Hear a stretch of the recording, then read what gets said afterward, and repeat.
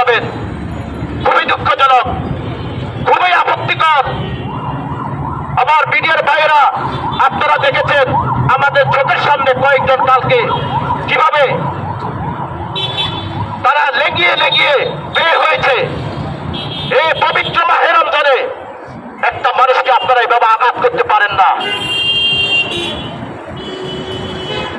যদি কোন রোজাদার ব্যক্তি কাউকে আঘাতপ্রাপ্ত হয়, আমরা বিশ্বাস করি তার অভিশাপ, যারা যারা তার উপর হাত তুলেছে তাদের উপর অবশ্যই অভিশাপ পড়বে। কারণ এই পৃথিবীতে কেউ অন্যায় করে তার পাপের ভোগ করবে না, এটা হতে পারে না। প্রকৃতিগতভাবে একটা বিচার হবেই হবে। আমরা শুনতাম না 140 সাল পর্যন্ত শেখ হাসিনাকে কেউ ক্ষমতা থেকে সরাতে পারবে না, এই কথাগুলো আমরা শুনতাম না। কিন্তু ওনার যখন পতন হয়েছে, পতনের কয়েক ঘন্টা আগে উনি বলতে পারবে না যে ওনার পতন হবে। এমনকি নিজের রান্না করা খাবার পর্যন্ত খেয়ে যেতে পারে নাই। আল্লাহ ছাড় দেয় কিন্তু ছেড়ে দেয় না। আমি সবাইকে বলবো, প্রশাসনের ভাইদেরকে বলবো, আপনারা অন্যায়ভাবে কাউকে আঘাত করবেন না। অবশ্যই যদি কেউ অপরাধী হয় আইনগতভাবে তার ব্যবস্থা নেবেন, এটাতে আমাদের কোনো আপত্তি নাই। কিন্তু রাশেদ মাকসুদ গত 6 মাসে এই পুঁজিবাজারটাকে ধ্বংসের দ্বার প্রান্তে নিয়ে গেছে।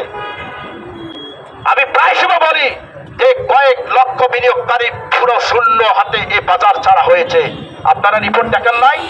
51,000 বিও অ্যাকাউন্ট শূন্য, একদম সম্পূর্ণ শূন্য। 51,000 বিনিয়োগকারী তার অ্যাকাউন্ট পোর্টফোলিও শূন্য করে এই বাজার ছাড়া হয়েছে, এটা তো রিপোর্ট এসেছে। আমার কাছে মনে হয় এটা কয়েক লক্ষ হতে পারে। যেখানে 33 লক্ষ বিনিয়োগকারী আছে, সেখানে এখন রিপোর্টে বলতেছে অ্যাক্টিভ আছে মাত্র 5 লক্ষ বিনিয়োগকারী।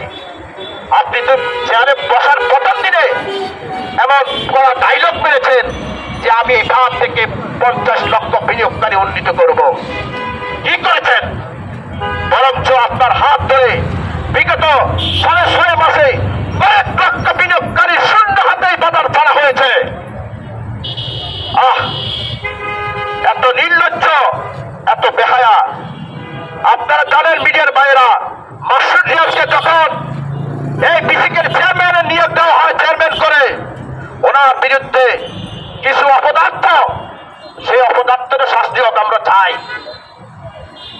যে অপরাধী তার শাস্তি হোক আমরা চাই। আমরা কারো দালালি করতে এখানে আসি নাই। আমরা সাধারণ